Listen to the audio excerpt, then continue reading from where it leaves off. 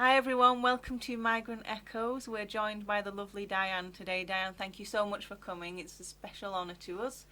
Thank you so much for inviting me. My name is Diannce Ngoza. I'm originally from the Congo. I left my country when I was 6 years old. And anyway, before I leave, I experienced a lot in my country, war and things like that. But then I lived in a lot of countries like Zambia and South Africa. And then from South Africa, I came to England. And when you came to England, were you like in the asylum system or were you just as a migrant? I just came as a migrant because I came from South Africa. I applied for asylum, which was rejected because they told me that if you've lived in other countries, you are supposed to claim for asylum in those countries. So now I'm just in limbo. I'm not doing any. I haven't. I'm supposed to go for a fresh claim, and this is what I'm arranging now. Do you find that with all of the political issues around asylum at the moment, has it become more difficult since you first claimed asylum? Yes, it has become more difficult at the moment, yeah, because a lot of my friends actually have also been refused and they are still waiting. I've got friends that are waiting for over 15 years now. So you're involved with like quite a few organisations. Could you talk about some of these organisations and the kind of work you do? Yes, I work with United for Change. Usually we write letters to members of parliament to ask if they could help us or if there's a problem with our asylum in this country. We ask them to intervene, to go to parliament and speak on our behalf. And I've been sent to parliament 2 times now. I went in December and in November just to speak to members of parliament to see if they can help us to make our case go through. What's that experience like? Is it difficult? Do you find the politicians and ministers, are they helpful or are they just very bureaucratic? They are bureaucratic. At the same time, there are some like Kate Green, who's very good. Kate Green has been very helpful, especially with WAST. She's always been there for us, and she's been speaking for us in Parliament. So we'll see what happens this year. Has it become like more difficult for the organisations to function, like cuts to all of the services? Yes, a lot of funding have been cut now, and we are facing a lot of problems. Sometimes we even postpone the meetings. We can't meet all the time, like with MiSol. There are times when we don't meet because of the funding, because we can't really afford. I work with MiSol as well. I'm the secretary with MiSol.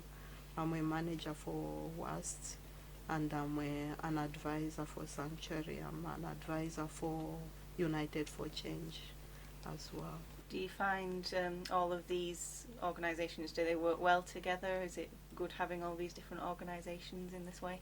Yes, they are very good because usually there are times when they come together and try to make decisions together, especially where protesting is concerned. When we are doing campaigns, we all come together and do the campaigns together, so it's very helpful. What I find quite inspiring about all these organisations that you're working with is that they are very like grassroots and led by women, led by migrants. The women, actually, they are very powerful women. They are very powerful. That's what I've discovered. Actually, women, they are so empowering and so inspiring. They are very supportive as well. And since women are so compassionate, it really helps with helping the migrants, refugees and asylum seekers in particular. What's it like for like family groups and people with children? Yes, people with children, because we don't have a lot of activities for people with children. But with WAST, because it's for women asylum seeker, they are allowed to bring their children, they are allowed to bring their families. City of Sanctuary also, the families all come when we have their meetings. With United for Change, it just depends. So there are about 3 of these where families can come together and enjoy themselves. So somehow we are trying our best to help families as well.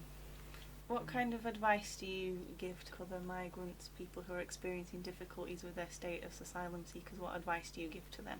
The advice, especially with me, because I've gone through a lot in my life, I just tell them to be very positive, to be very strong and not to be discouraged by anything, because you know, all these difficulties that we face in this country, like being homeless, they can really traumatize you, and you can end up becoming depressed because of stress. I've seen a lot of friends that are stressed because, and they are undergoing depression. They are on medication.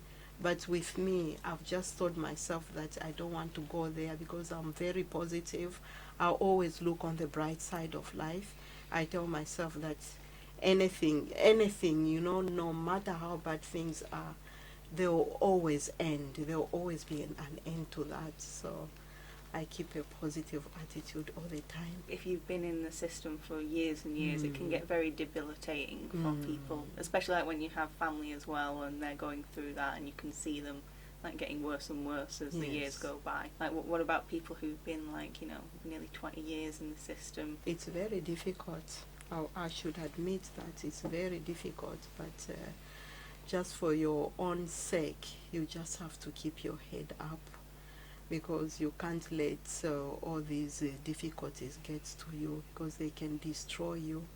I've got a very close, someone very close to me that I used to know. He's in his 40s, and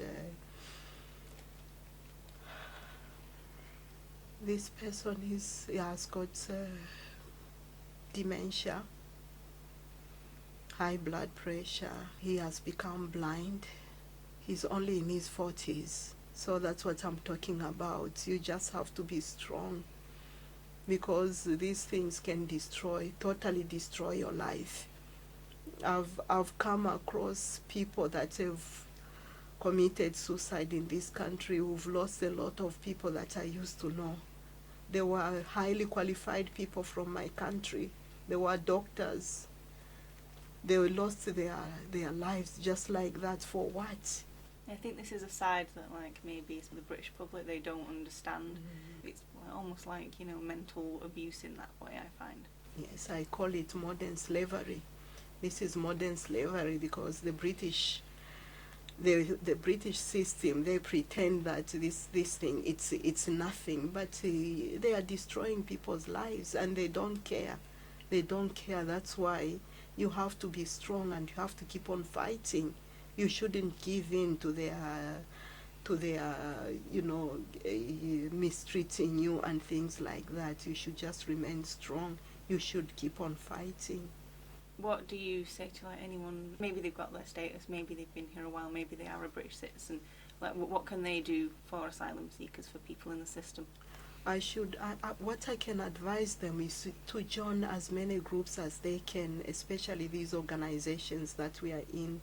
There's MiSol, the Women Asylum Seeker Together, there's City of Sanctuary, and there's United for Change. They should join these organizations, because these organizations are very helpful. They can give them advice, they can help them mentally, you know.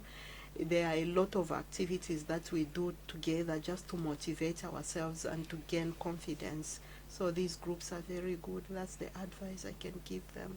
Thank you so much for coming in today, Dianne. It's been really inspiring. Thank you You're so most much. welcome.